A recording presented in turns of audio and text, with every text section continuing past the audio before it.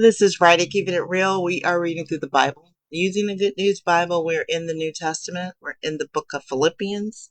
Philippians chapter 3. And Paul is telling the Philippians to keep the faith. Don't worry about your circumstances, whatever they are. Most High's got you. Stay on the path. Do it with joy no matter what happens. Chapter 3, it says, run straight for the goal, the true righteousness. So in conclusion, my brothers, be joyful in your union with the Lord. I don't mind repeating what I've written before, and you will be safer if I do. Watch out for those who do evil. Those dogs.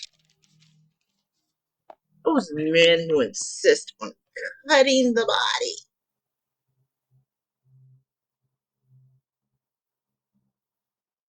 Which is circumcision.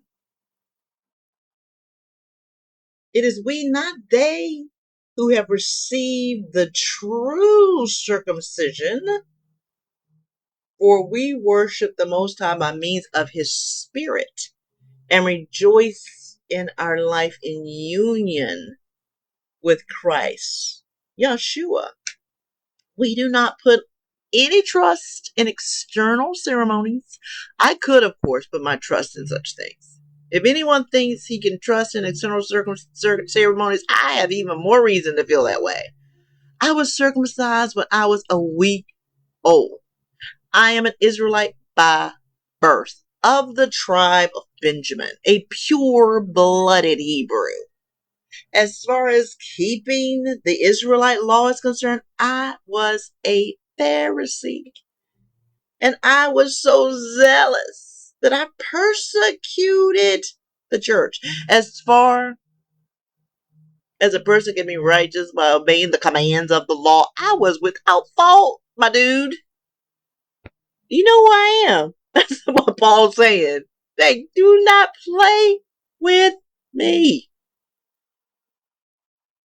But all those things that I might count as profit, I now reckon as loss for Christ, the anointed one's sake.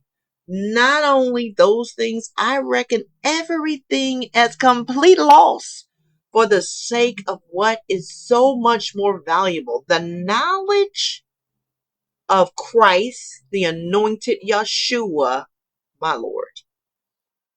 For His sake, I have thrown everything away. I considered it all as mere garbage, so that I may gain Christ, the anointing, and be completely unified with that level of anointing. I no longer have a righteousness of my own, the kind that is gained by obeying the law. I now have the righteousness that is given through faith in the anointing.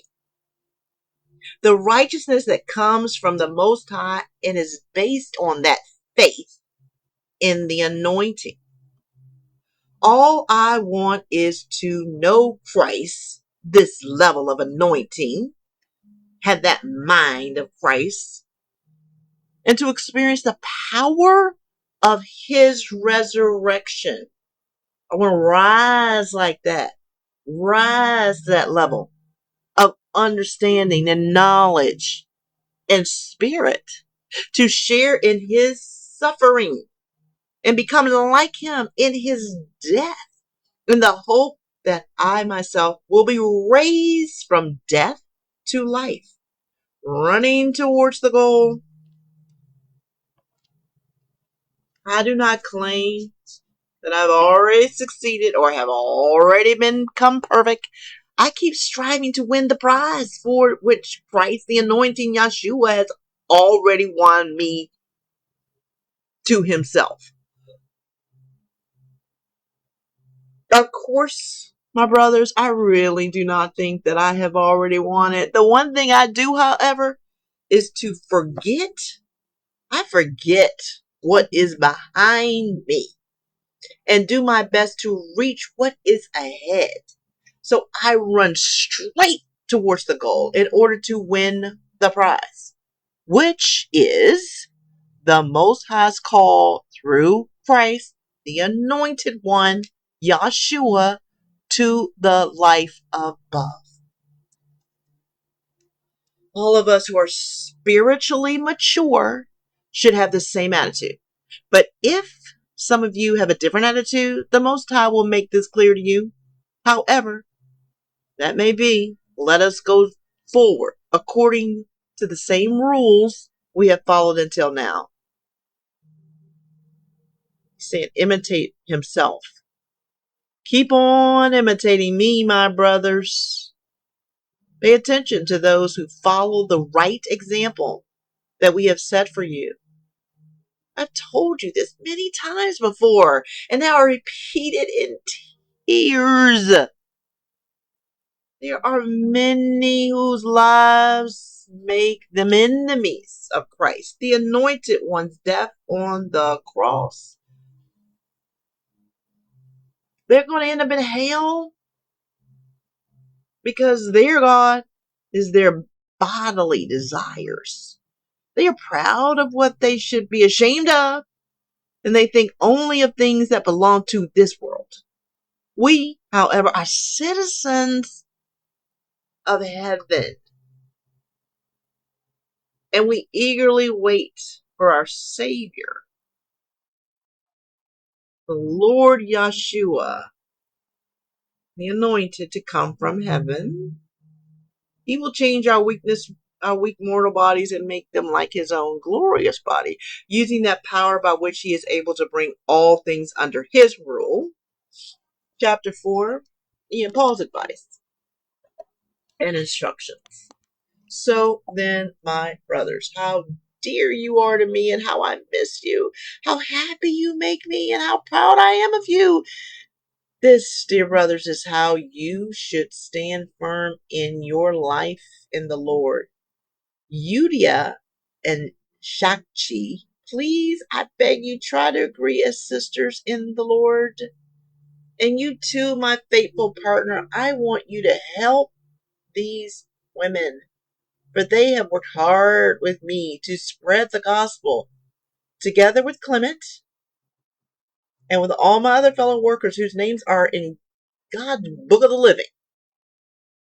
This is rejoice in the Lord. May you always be joyful in your union with the Lord. I say it again, rejoice.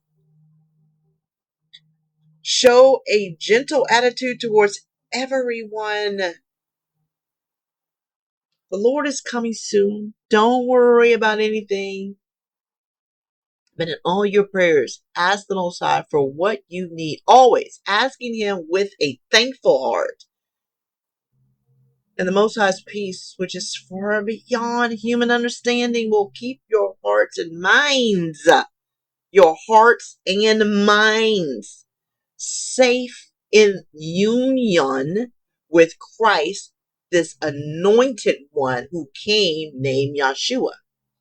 In the conclusion, my brothers, fill your minds with the things that are good and that deserve praise, things that are true and noble and right and pure and lovely and honorable. Put in practice what you learn and receive from me, both from my words and from my actions. And the Most High, who gives us peace, will be with you. And Paul says, thank you. Thanks for the gift. In my life, in union with the anointed Lord, it is my great joy to me that after so long a time, you once more had the chance of showing that you care for me. I don't mean that you had stopped caring for me. You just had no chance to show it. And I'm not saying this because I feel neglected. But I have learned to be satisfied with what I have. I know what is to be in need, and I know what is to have more than enough. I have learned this secret so that anywhere, at any time, I am content, whether I am full or hungry, whether I have too much or too little. I have the strength to face all conditions by the power that Christ, the anointing, gives me.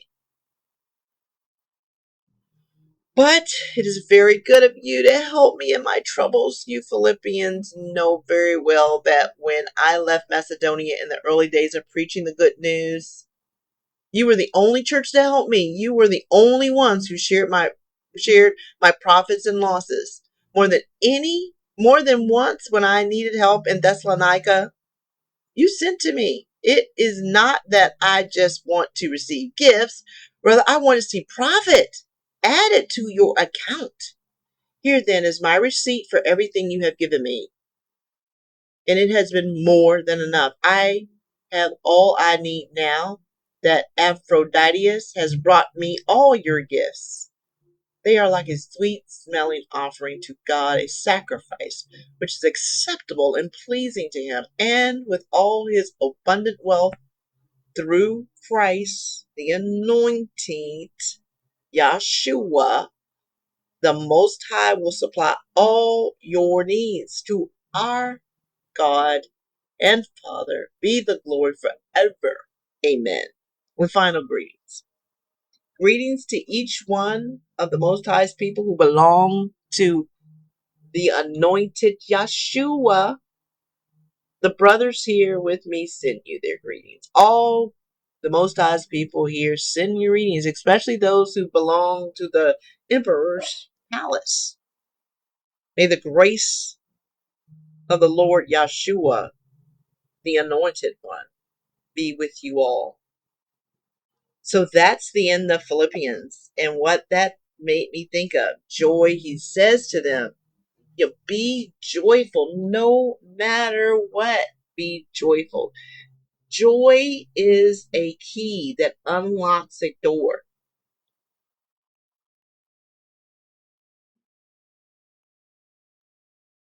And beyond happy, satisfied, whatever other words you want to use, if you can seek joy, be joyful, live in joy every day that you are here. Get to experience this thing called life. You have another day to figure it out, to learn, to grow, to seek wisdom, to seek the Ruach HaKodesh. Like, ask for it. Ask for it. I sit in the sun at noon. I call it my noon sun activation. And as I was sitting in the sun earlier this week, what came to me is that give me the mind of Christ, that same level of anointing, the heart of David, and the wisdom of Solomon. The mind of Christ, the heart of David, and the wisdom of Solomon. Like, imagine walking through this life right now in 2026 like that.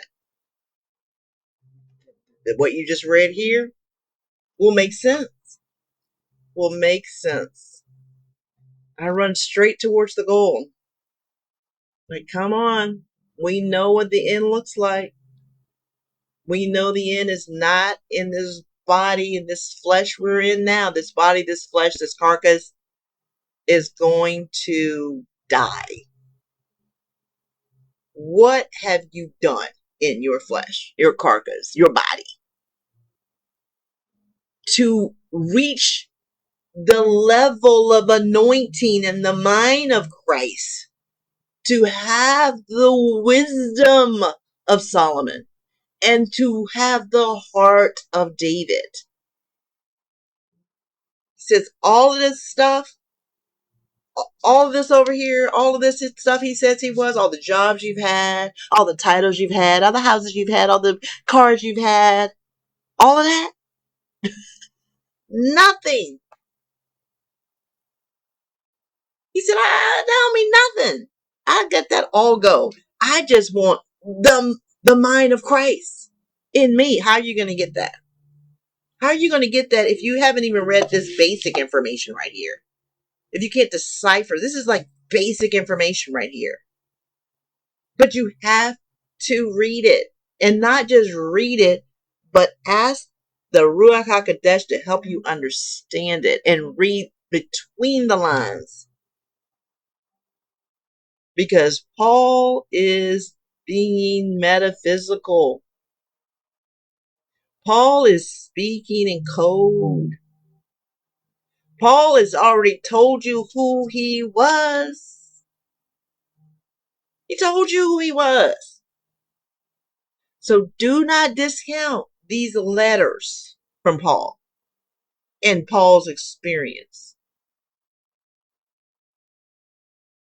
We should be so lucky to be able to have something to read these experiences and be able to still read them and record them and upload them and have other people maybe find them. Are you kidding? The day may come when none of this may be possible. Pick up your Bible for yourself. Read it out of your mouth. I don't care what version you get. I don't even care where you start. I started this because it is important to me to say, I have read the Bible. And guess what? We are almost there. So until next time, it's Ridea keeping it real.